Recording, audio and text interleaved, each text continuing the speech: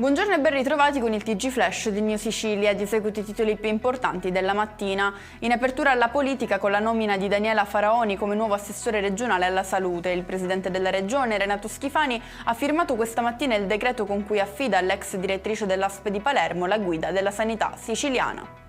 Passiamo alla cronaca con un blitz antidroga a Catania. L'operazione denominata Molosso ha permesso di smantellare un'organizzazione criminale che gestiva un'importante piazza di spaccio nel quartiere San Cristoforo. 18 gli arrestati.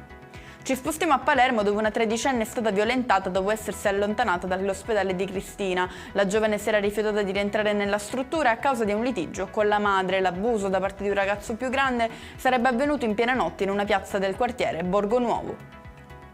Finiscono in manetta a Marsala, in provincia di Trapani, due cugini di 24 e 25 anni. Giovani di origine tunisina sono accusati del tentato omicidio di un 19enne colpito alla testa con un macete nella notte dell'11 gennaio scorso.